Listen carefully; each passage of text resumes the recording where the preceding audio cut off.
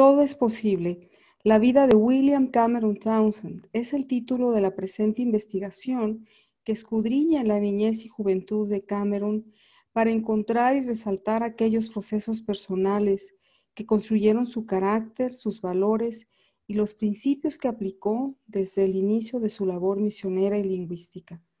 La vida sencilla en el campo, el hablar su idioma materno en un ambiente de libertad, tener una Biblia traducida al idioma inglés y vivir en un hogar en el que sus progenitores practicaron la lectura bíblica y una relación sincera con Dios, lograron que Cameron se identificara con esta devoción e hiciera de la Biblia una norma en su vida. Todo es posible intenta rescatar algunos sucesos clave en la vida de Cameron que cambiaron el rumbo de su destino e impactaron el mundo misionero y educativo en las comunidades étnicas alrededor del mundo hasta nuestros días.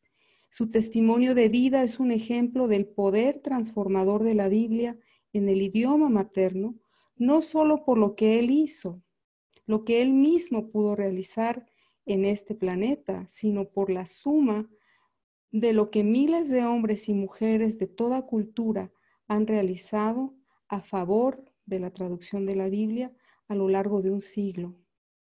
Esta investigación es un tributo a todos los que, como Cameron, hemos soñado alguna vez en cumplir la Missio Dei y nos damos cuenta de que somos incapaces, pero que en Dios no hay nada imposible, sino que todo es posible. Y bien, en la investigación nos planteamos algunas cosas. ¿Cuáles fueron los factores que incidieron en la vida de William Cameron Townsend para usar el idioma materno en la comunicación del texto bíblico y para desarrollar un proceso educativo en la comunidad étnica cachiquel en el periodo de 1917 a 1920? También nos planteamos si el desarrollo saludable de la etapa de la infancia y la niñez requiere del aprendizaje del idioma materno. Por otro lado, también nos preguntamos si la lectura de la Biblia en las etapas tempranas del ser humano influye en la formación del carácter de una persona y coadyuva a un desarrollo personal que edifica el tejido social en el que vive. Y finalmente nos hicimos esta pregunta: leer y escuchar el texto bíblico en el idioma que habla al corazón durante la infancia y adolescencia impulsa a una persona a valorar el alfabeto y la escritura para la transformación integral de una comunidad étnica. Y habiendo hecho estas preguntas, nos dimos a la tarea de investigar. Fue una investigación documental en la que encontramos algunos aspectos en las etapas de su vida mencionadas que vamos a repasar brevemente. La niñez y adolescencia de Cameron. Él vivió en un hogar en el campo y tenía la libertad para hablar su idioma materno. Había y existía la disciplina de la lectura del texto bíblico en su idioma materno, el inglés. Se desarrollaba un devocional familiar y también cantaban como familia el himno Sublime Gracia. Entonces la familia Townsend estaba cada día con esta forma de vida alrededor del texto bíblico. Por otro lado, también algo que creemos que influyó en Cameron fue la discapacidad auditiva de su padre. Él padecía de sordera permanente debido a un accidente de trabajo y quizá esto le hizo desarrollar algunas áreas de su carácter en cuanto a la tolerancia, la paciencia, el aprender a enfocarse en la gente, a escucharla. Por otro lado, también algo que fue muy interesante durante esta etapa de su vida fue la proclamación de las promesas bíblicas. Pese a la capacidad auditiva, el señor Will, padre de Cameron, siempre concluía el devocional familiar con estas palabras de fe: que el conocimiento del Señor cubra la tierra como las aguas cubren la mar, que es Habacuc 2:14. Entonces vemos que en esta etapa había y existía el compromiso de sus padres con las Sagradas Escrituras, que las podemos considerar una herencia para Cameron. de tal manera que como una gota de agua que golpea sobre la superficie de una roca, sobre el tiempo el agua perfora la roca por su constancia. Del mismo modo, la lectura del texto bíblico en el idioma materno de Cameron Townsend fue la clave para modelar el carácter y el futuro del joven. Ya en la etapa de la juventud vemos que se involucra en la misión transcultural y algo que pudimos observar en la investigación es que él tenía un compromiso con la educación académica, también tenía un compromiso con la educación espiritual porque quería estudiar para ser pastor, pero también había un compromiso en él como ciudadano de los Estados Unidos y como patriota a su país, debido a que se inscribió como voluntario para ir a la Primera Guerra Mundial. Y por otro lado, también en su corazón nació el compromiso con la obra de Dios como misionero de ultramar. En esa etapa pudimos observar en algunos hechos que tenía la capacidad de observar, buscar las causas de las cosas, analizar y tomarse el tiempo para decidir con responsabilidad. Fueron cualidades de su carácter que fueron notables. Finalmente, Cameron valoró el alfabeto en el idioma inglés y expresarse mediante la escritura cuando tuvo que explicar a su padre que no le podía oír por qué se iba de misionero. Y este hecho fue una tarea relevante para Cameron porque tuvo que escribir en un papel varias razones y hubo una que fue la definitiva cuando escribió esta frase: la mayor necesidad se ubica donde se concentran las mayores tinieblas. Por otro lado, y muy brevemente quiero bosquejar lo que dice Habacuc, de donde proviene el versículo que leímos anteriormente. Es el octavo libro de los 12 profetas menores de la Biblia. Y el profeta Habacuc se coloca como el abogado defensor de las víctimas.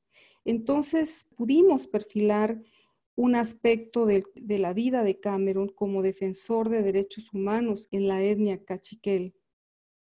Y pensamos también que pudiéramos considerarlo como un profeta para esta etnia y trayendo el conocimiento de Dios mediante la traducción de la Biblia al idioma cachiquel. El desafío que transformó el movimiento misionero y educativo étnico en el mundo comenzó a la edad de 21 años, cuando Cam salió de su tierra, de su parentela, de tal forma como lo hizo Abraham en Génesis 12, 1 al 2. Él vivió un choque cultural cuando llegó a Guatemala.